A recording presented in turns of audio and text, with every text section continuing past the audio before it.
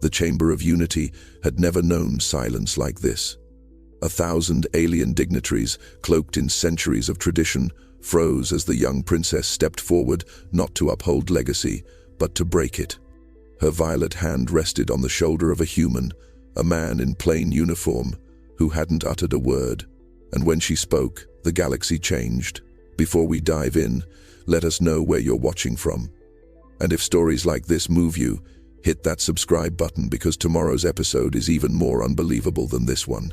The Chamber of Alignment was carved from a single mountain of Whisperstone, its walls humming faintly with the voices of those who had spoken here across generations.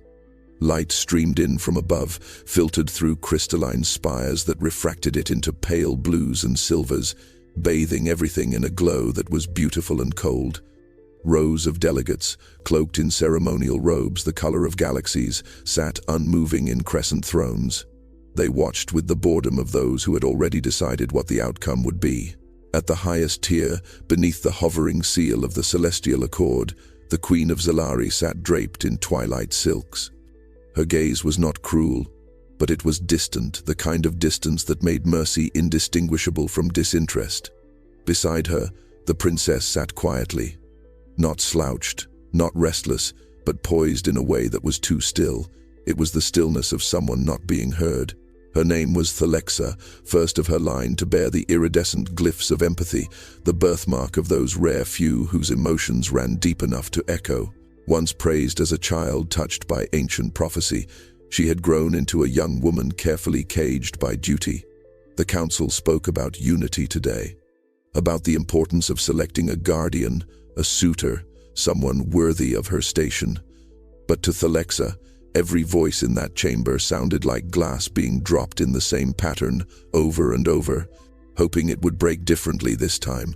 Beneath the tiered thrones, unseen, unheard, a human man adjusted the arc lights near the base of the pillar dais. He moved with quiet precision, shoulders square, jaw set, not out of pride, but habit. His name was Kalen Ward. Maintenance Division, Outer Species Liaison Program, a label stamped on a badge no one ever read. To most in the court, he did not exist, except for her. Thalexa's eyes drifted downward, unbidden.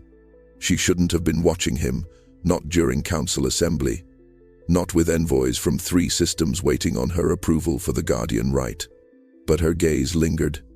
He wasn't doing anything special, tightening a coupler, checking a readout, brushing dust from a crystal node, but something about his stillness felt real in a room full of posturing. And then she noticed something odd. He was humming, just under his breath. A minor scale, broken in strange places. She recognized it. A song from the old vaults, a lullaby her nurse used to sing when no one else was listening. Her fingers twitched on the edge of her chair. "Princess," came the voice of the Arbiter, General, pulling her attention back. "Have you chosen your three suitors, all from noble houses, all strangers wrapped in titles?" She opened her mouth to speak, but a flicker in the corner of her eye caught her again. Kalen had looked up, just once, just long enough for their eyes to meet. And in that quiet, forbidden second, something ancient shifted, something the court had forgotten how to hear. Kalen Ward had learned how to disappear. He wasn't born with that skill, it was forged, piece by piece, through years of speaking last, stepping aside, and blending into the spaces people forgot to look at. His uniform was always pressed, his boots shined to quiet perfection, but it wasn't pride that drove him. It was memory, the kind that clung like grease beneath the nails. On Earth, he had once been a systems engineer. Briefly, before the treaties, before the forced relocations, before humans were reassigned to roles better suited to their species' resilience. That was the word they used. Resilience. As if being sent to the outer colonies to scrub fusion vents or calibrate light panels was a noble duty. As if survival in silence was a virtue. The Zalari High Court had no shortage of polished marble or cascading lights. Everything glowed as if the chamber were lit from within by the bones of forgotten stars. And Kalen maintained it all, alone. He moved through the maze of the lower court tier with his toolkit slung low against one hip and a diagnostics wand humming softly in his hand. The nobles never spoke to him. The guards never looked. He was a shadow pressed into protocol, permitted to exist only because someone had to change the ion filters. Today, the diagnostics were clean, but he lingered longer than usual at the base of the central dais. Something felt off, not broken, just unsteady, a shimmer in the alignment of the resonance plates. It was probably nothing. Still, he stayed. That was when he noticed the princess watching. He almost didn't look back. He'd trained himself out of it, the instinct to meet a gaze. But some glimmer on the edge of his awareness drew his eyes up. She didn't look away. Her expression wasn't judgment or curiosity or disdain. It was something else. Like recognition, but not from memory. From resonance, as if a string in her chest had been plucked and his presence had made the sound. It startled him, so much that he stopped humming.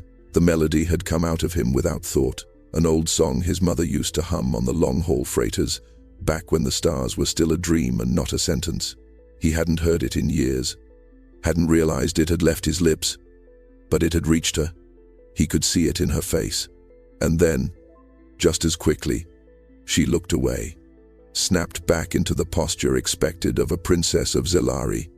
Composed, silent, distant, Kalen exhaled slowly. Not a sigh, more like a release. He gathered his tools and turned away, careful not to look again. He didn't see the queen watching him now. He didn't hear the guards muttering about inappropriate proximity. He didn't know that what had just passed between them, silent, slight, unsanctioned, had already been recorded by the court's memory lens and flagged for review. But something ancient had shifted, and this time, it would not be ignored. That night, the wind along the sky bridge sang through the lattice of crystal struts, echoing like 1,000 soft voices trying to speak all at once. Thalexa stood at the edge of the viewing platform, high above the lights of the capital city, her ceremonial gown discarded in favor of a slate-gray flight suit she wasn't supposed to wear outside training. She had slipped away, not far, but far enough that the palace sensors wouldn't immediately trace her presence.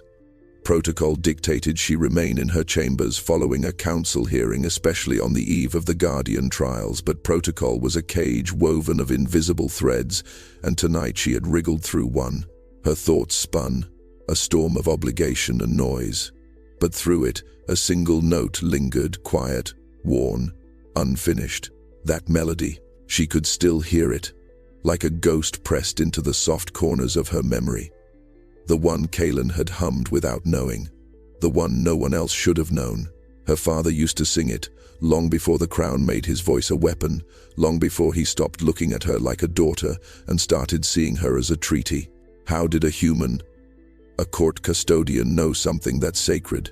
Thalexa traced the edge of her wrist where her empathy glyphs flared faintly. They hadn't burned like this in years. Not since she'd locked her feelings behind smiles and diplomatic nods. But when she'd heard that song, they pulsed as if awakened from sleep. She turned from the wind and made her way down the interior passageway, descending past the ambassador quarters into the lower tiers, where few royals ever ventured. She shouldn't be doing this, and yet the maintenance wing smelled faintly of ozone and dust. The lights here were dimmer, pulsing with a steady rhythm that reminded her of a heartbeat. When she rounded the corner, she saw him, Kalen, kneeling by an open panel, sleeves rolled, tools scattered in ordered chaos. He didn't look up, didn't flinch. Just said, "You shouldn't be here." She stepped closer. "Neither should you, if we're going by station." That made him glance over. His eyes were tired, but clear. Grounded in a way no one in the court ever seemed to be. He didn't bow, didn't reach for a salute. Just waited. "I heard your song," she said. He paused. "I didn't mean to. It's an old Terran lullaby," she added, unsure why she needed him to know that she knew. "But the Zelari version is older. I think humans only remember the echo." Kalen blinked. "You recognized it?" Thalexa nodded, stepping into the soft spill of light near him. "I've remembered it my whole life. Even after they told me to forget it." They stood in that narrow hallway, neither moving, neither retreating. "Why are you here?" he asked softly. She looked down at his hands, calloused, scarred, real. "Because you're the only one who didn't speak to me like a symbol today," she said. "You just existed." like a person. And for the first time in years, she felt like one too. The corridor beyond the maintenance wing was meant for support staff, an arterial spine of the palace lined with vents, service nodes, and locked doors that groaned when opened. Royal feet were not meant to tread here, and yet Thalexa walked beside Kaelin, silent at first, like two shadows out of place in a world too bright for honesty. He said nothing, but slowed his stride to match hers. "What do you fix down here?" she asked. Kaelin glanced at her sidelong. "Everything that stops working." Her lips curved. "That's a careful answer." "It's a careful place," he replied. She nodded, accepting it. The air felt cooler here, not just in temperature but in expectation. No one watched her posture. No one demanded she speak the way her mother spoke, with her chin lifted and her vowels sharpened into blade points. Here she could breathe. They passed a bank of old interface panels, their glyphs pulsing in a rhythm she hadn't seen since childhood. Her hand brushed the edge of one, and the interface flickered to life, not in the standard blue of the palace systems, but in gold, the color of legacy. "You shouldn't be able to trigger that," Kaelin said quietly. Thalexa stared at the glyphs. "It's a memory panel from before the alignment. That would have been sealed off centuries ago." She frowned. "Then why is it still responding to me?" Kaelin crouched beside the base, prying open the access hatch, his brow furrowed. "Because someone bypassed the seal, recently, and not well." Her heart thudded. Sabotage, or someone trying to erase something? They exchanged a look. There was no protocol for this. She crouched next to him, ignoring the fact that she was kneeling in dust and shadow, in a place no princess had ever been allowed. "What's your name?" she asked. He hesitated. "Kaelin. Kaelin Ward." She tilted her head. "Ward. That's an old Earth name. I've seen it in historical files. My mother kept it alive," he said, his voice quieter now. "She believed some names are like maps. They don't guide you, they remind you where not to go." "www." Thalexa smiled faintly. "I like that. Do you?" he asked carefully. "Yes," she said. "Because most people in the court only ask me about what I represent. You're the first to speak to me as if I'm a person." Kaelin studied her for a moment. "You are." A beat passed. The panel's light blinked in and out like a heartbeat caught between memories. Footsteps echoed down the corridor, sharp, measured. Not guards, council escorts, her mother's watchful dogs.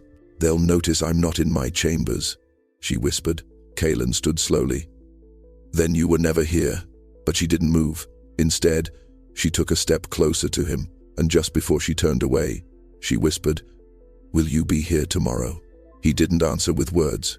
He just nodded, and the Princess of Zelari slipped away like a secret that didn't want to be kept. The palace never truly slept. Even in the deep hours of cycle night, 1,000 systems whispered through the walls, climate stabilizers, security scans, the faint hum of the tribunal's mindweb pulsing overhead.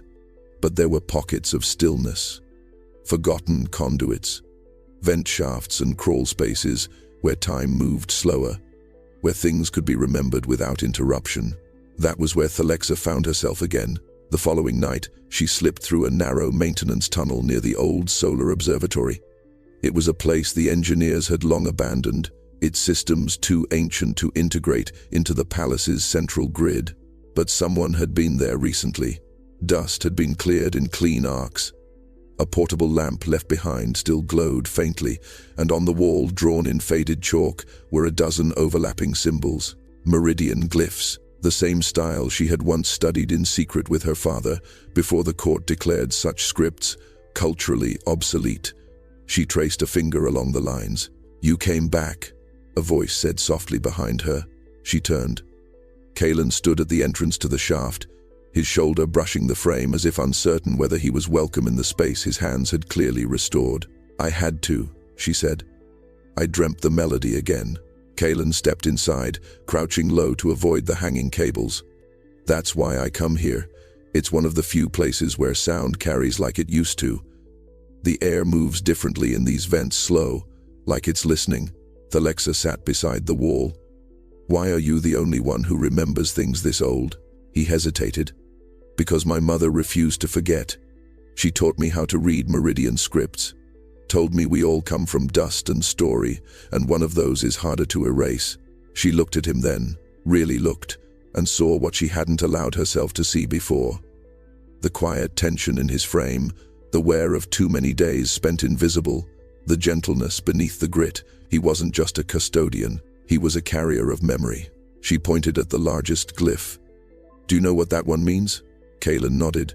It's the word for being seen, not just watched, witnessed. Her breath caught. That symbol is etched into the back of my ceremonial comb.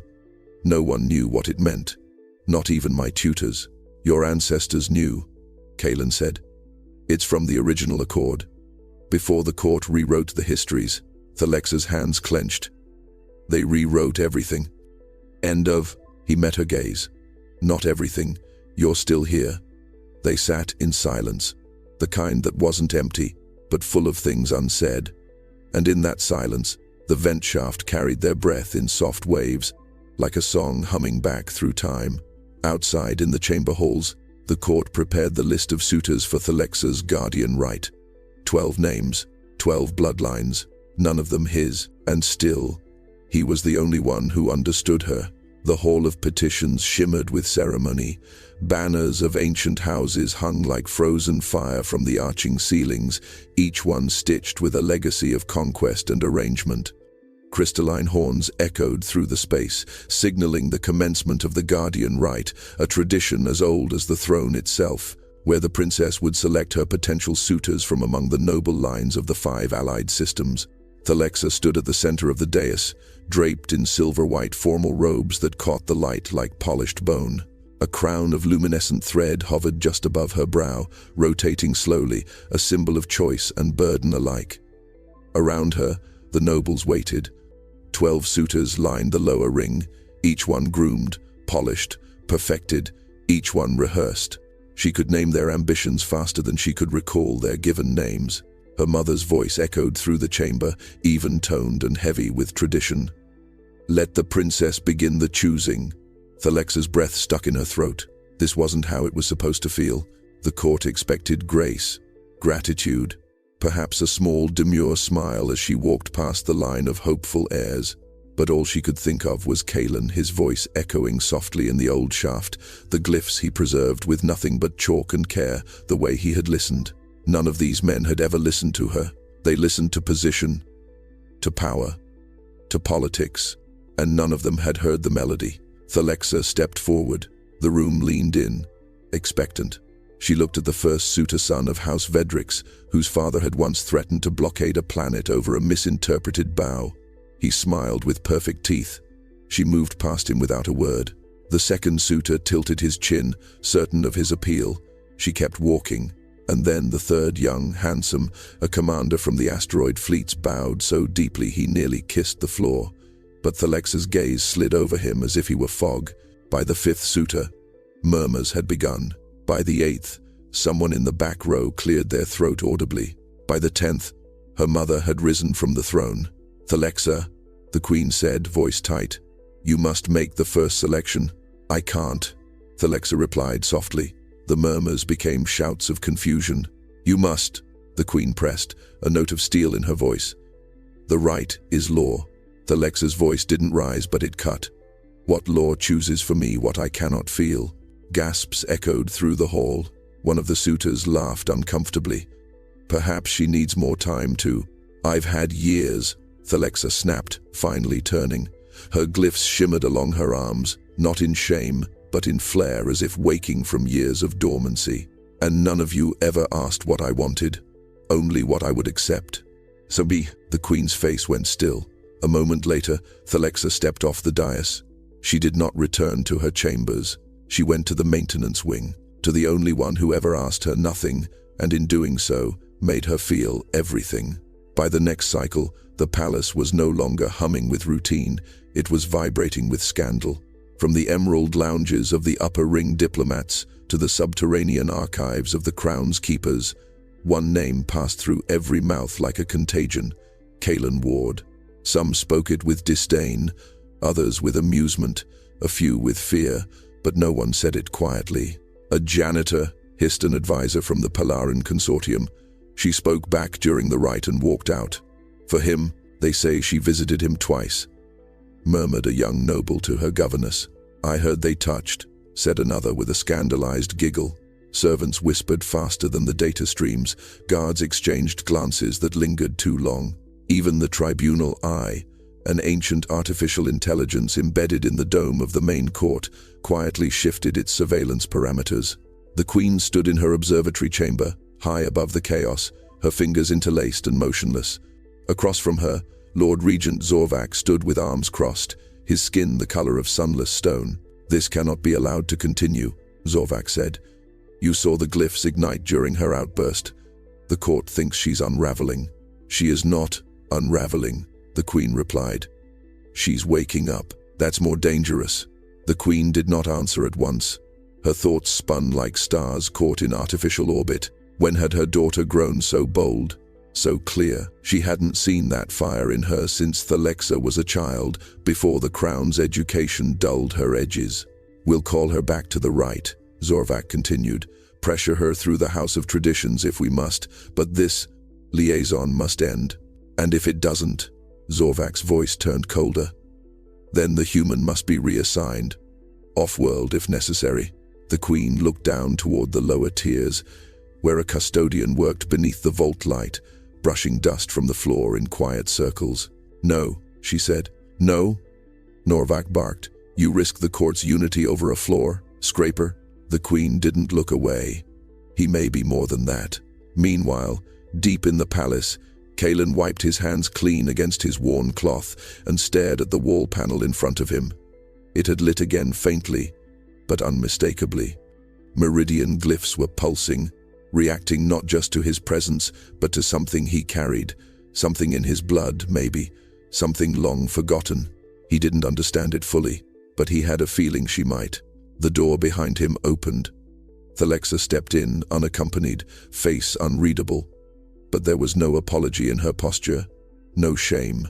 She walked straight to him and said, "They're going to come for you." He nodded. "I figured. We have to show them something they can't deny." Kalen raised a brow. "Like what?" She turned toward the glyph wall and touched it. The entire panel flared. "What's hidden beneath this palace," she said, "was never meant to stay buried." And as the glyph surged with light, the memory of a forgotten covenant began to breathe. The grand convergence chamber thrummed with restless ceremony. Columns of flame glass pulsed with ceremonial light, their warm hues dancing across the etched obsidian floor like the heartbeat of tradition. The air was heavy with perfume and protocol. Noble families had gathered once more, summoned under the guise of reconciliation. In truth, it was a reckoning. Thalexa was expected to announce her revised suitor list, not her refusal, not her defiance, certainly not the name of a human custodian. And yet, when the queen gave the nod, and the chamber fell into a respectful silence, Thalexa did not step forward to obey. She stood still, robed not in the ceremonial garb chosen by the wardens of lineage, but in a simple slate-gray cloak with a single meridian glyph embroidered at the hem, the symbol for truth without title. A murmur sparked like dry tinder. Elders leaned forward. The tribunal eye adjusted its lens. Beside the queen, the council general whispered, "She's deviating from script." The queen said nothing. She watched. Thalexa's voice rang out clear, steady, and devastating. "I have no list." The room erupted, not with applause, with shock. "No list?" gasped a matriarch of the Flame Worlds. "Is this some adolescent rebellion? I refuse to choose a partner from a court that does not see me." Thalexa continued, lifting her chin. "You offer me alliances, bloodlines, power, but not understanding, not dignity." "And what would you know of dignity?" spat a senator. "You dare defy the right because your pride is bruised." Thalexa took a step forward. "No, I defy it because I've already found someone who sees me not as a symbol or a transaction, but as a being." For another murmur. "This one darker." "Who?" someone demanded. From the shadows beneath the council platform, Kalen stepped into the light. Gasps. Audible, sharp, visceral, as though the very fabric of the chamber had been stained. The human stood in simple workwear. His boots still bore the scuff of maintenance grime, but his face was calm, composed. He bowed modestly, not submissively. "He's a custodian," shouted one of the suitors. "This is madness, a violation of caste alignment," added another.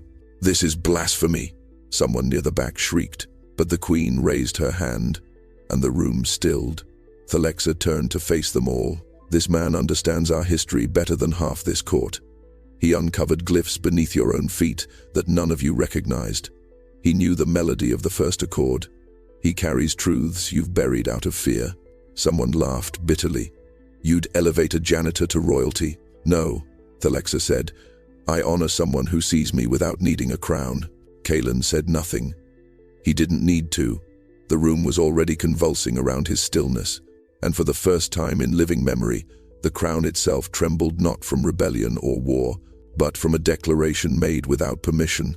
High above the chaos, seated in shadow behind the throne of harmony, the king did not speak. While the chamber roared below, nobles rising in protest, elders clutching their ceremonial staffs as if tradition itself were under siege, the king sat utterly still. His expression, carved from the same stone as the pillars, revealed nothing. But Thalexa saw it. She had always watched him more closely than he knew, and she saw something now she had never seen before. Recognition, not surprise, not rage, not confusion, but the quiet, haunted look of someone who had heard a ghost speak in their native tongue.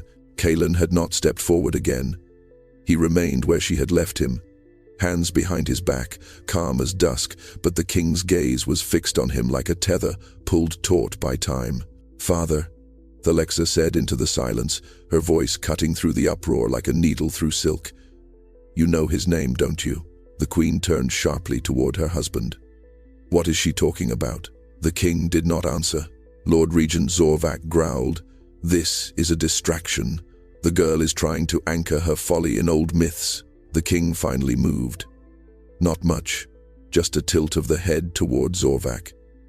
But the gesture stopped the regent's mouth mid-word. "Ward," the king said quietly. "That name was once a promise." The chamber froze. Even the tribunal eye dimmed slightly, as if listening closer. Thalexa stepped forward again. "Tell them." The king's eyes, gray with age and galaxies, settled on her. "During the border conflicts, there was a human ship that saved my cruiser. They disobeyed every protocol, crossed into forbidden space, and pulled me from a ruptured chamber. Only one crewman survived. A woman." The queen's lips parted. "You never spoke of this." "No," the king said. "Because she asked me not to." Kalen's brow furrowed. "She wore a pin," the king continued, his voice trembling just slightly now. 3 slashed lines. One broken, one whole, one crossed by a meteor tail. Kalen reached into the pocket of his work coat and slowly pulled out a small, worn medallion. He didn't raise it. He simply opened his palm. The seal gleamed in the chamber light.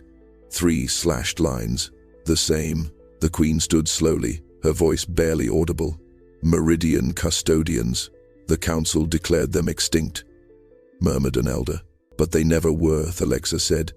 "They were just forgotten." Kalen looked up, meeting the king's gaze directly now. Her name was Myra Ward. The king sat back like he'd been struck. "Then you are her son," he whispered. Kalen nodded once. "She told me not to chase legacy, only to preserve what mattered."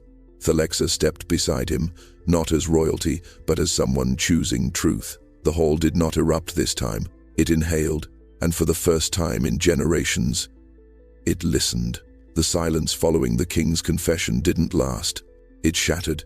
The moment passed like glass under pressure, elegant for a heartbeat, then ruptured by the full weight of tradition crashing down. "No," snapped Zorvac, voice booming across the chamber. "This cannot be allowed. Bloodline or not, the right forbids union outside sanctioned noble lines. If the princess continues this farce, the council must declare her unfit." Others joined him, dozens. The matriarchs of Varn, the crescent twins of the Altheran system, even a soft-voiced priestess from the Tide Moons, each rising in succession to denounce what they had just seen. The custodians were archivists, not kings. Dead legacy holds no claim to living lore. The throne cannot bend to dust. They were loud, but they were afraid.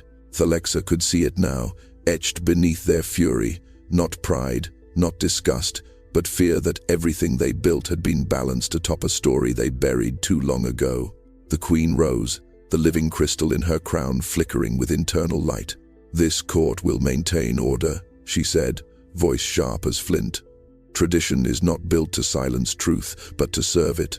And if that truth weakens us," Zorvak challenged, "if our people begin asking what else was buried beneath the throne, then perhaps," said the queen, "it's time we stop pretending we have nothing to answer for." The shock of her words silenced even Zorvak, but only for a moment. From beneath his ceremonial robes, he pulled a small data prism, pulsing with command authority. By emergency clause, he barked, "I invoke Exile Protocol 9. The human is to be removed from palace grounds immediately and indefinitely pending genetic verification." Guards stepped forward. Thalexa stepped in front of Kalen. "If you touch him," she said, "I walk." "You wouldn't dare," Zorvak hissed, but she didn't answer with words. She simply removed her crown. The room gasped as the glyph light dimmed around her. The sign of renunciation. A princess choosing not just a person but herself. The queen's face flickered with something unreadable pain or pride, or maybe both. And then Kalen, still calm despite the outrage swelling like a storm around them, raised a hand. "I don't need the crown," he said, "but I won't be erased again." He reached into his pack and pulled out a thin slate. Old, cracked, but still pulsing. "I've found something," he said, holding it high. Beneath the palace, etched into the substructure, a glyph seal one the court forgot to erase. He tapped the surface. A projection bloomed into the air, a ring of glyphs spinning slowly, shimmering with ancient covenant language. "A pact," Kalen said, "between Meridian custodians and the first throne of Zelari. An accord of co-sovereignty, never rescinded, only hidden." The tribunal eye stirred. Glyphs blinked to life across its dome, verifying what Kalen had revealed. This was no myth. It was law, and for the first time in centuries, the crown found itself staring at something older than itself. Accountability. The projection hung above the tribunal floor like a glowing wound in the ceiling lines of rotating meridian glyphs, complex and solemn, weaving together language the court had long claimed was lost. The tribunal eye pulsed with deep amber light. That color had not been seen in living memory. "Cross. Reference in progress," it announced in 6 tongues at once. Seal matches buried codex fragments. Designation. First accord of kinship sovereignty. The air thinned. Some delegates whispered prayers. Others backed away, as if proximity to truth might burn through the silk of their station. Thalexa stepped into the light of the projection, her upturned hands tracing the lines of the glyph ring like someone reading a lullaby aloud. "This was the pact," she said.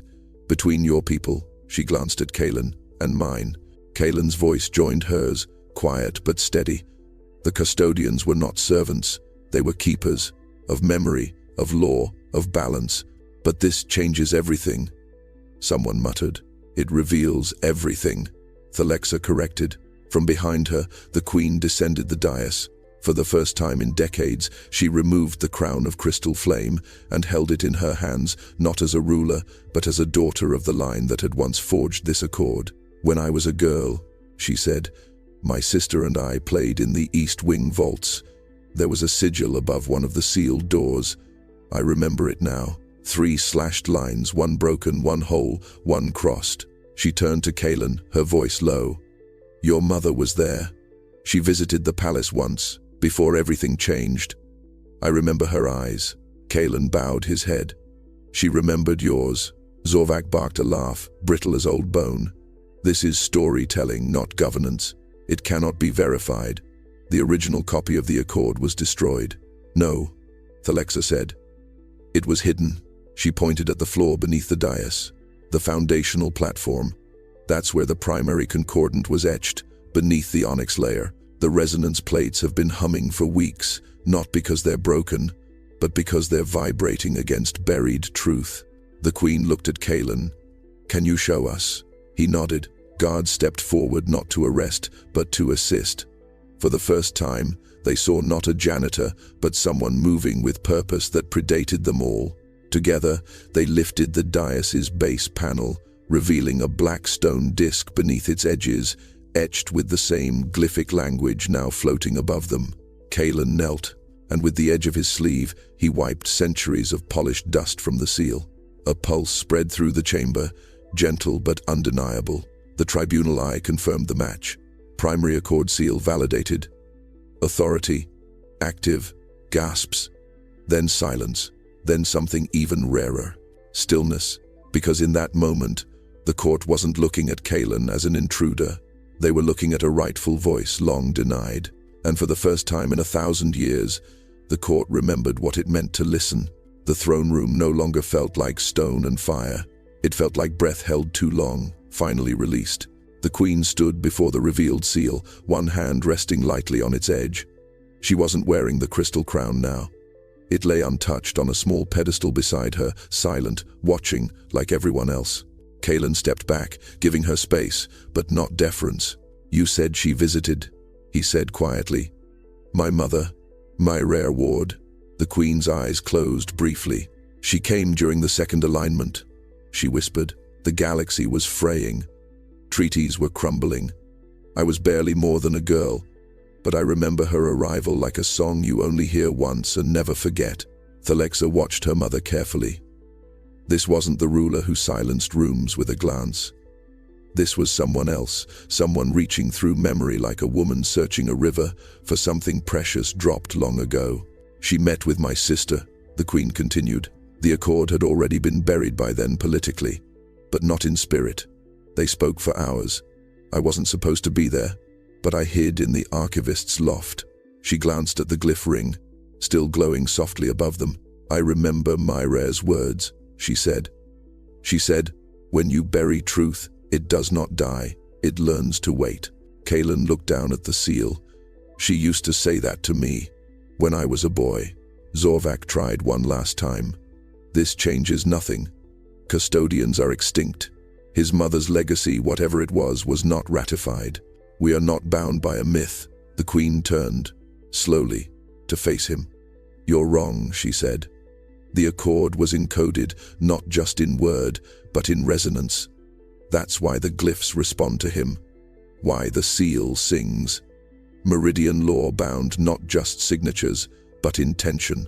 Zorvac sneered. "And you'd risk the stability of the court for this?" The queen walked past him without answering. She approached Kalen and Thalexa, who stood shoulder to shoulder, unbowed, unashamed.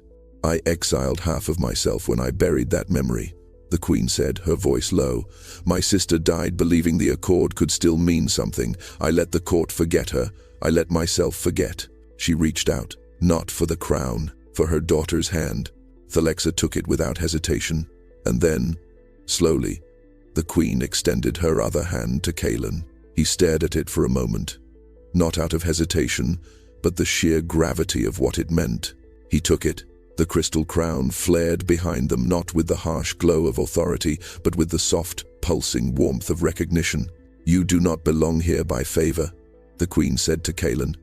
"You belong because the law we buried remembered you before we did." Thalexa's glyphs pulsed bright on her skin.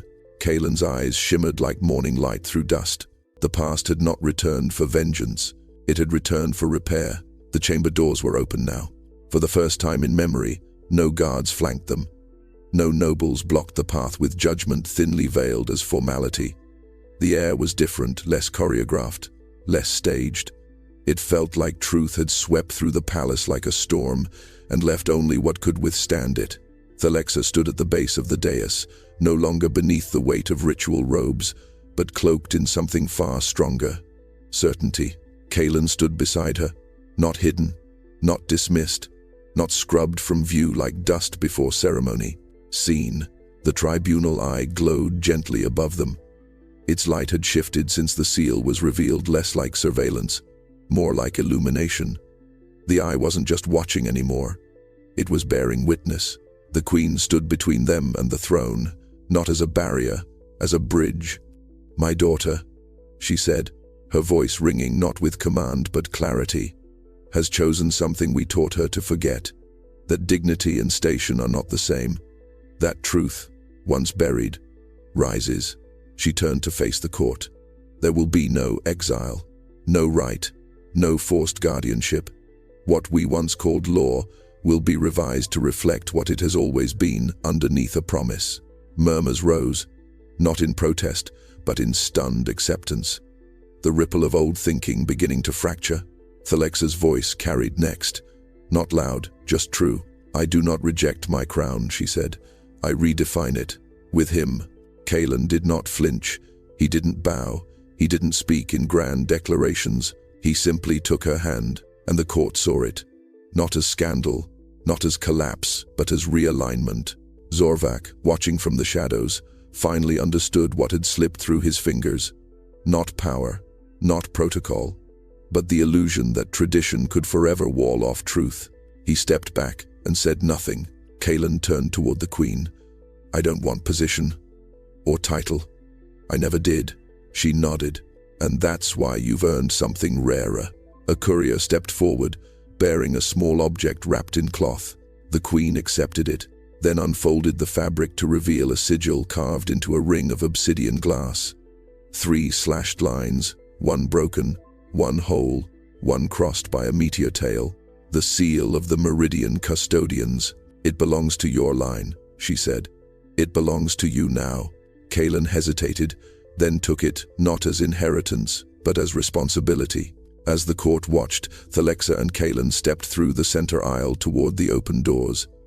There was no ceremony to the moment, but it felt like ceremony anyway, the kind that mattered. A young scribe near the entry whispered, "Where are they going?" The queen answered softly, almost smiling. To build something new, together. And as they crossed the threshold, the light shifted, not brighter, not louder, but truer. And for the first time in centuries, the palace floor bore the weight of a union chosen freely. A princess, a custodian, and a galaxy. Learning how to listen again.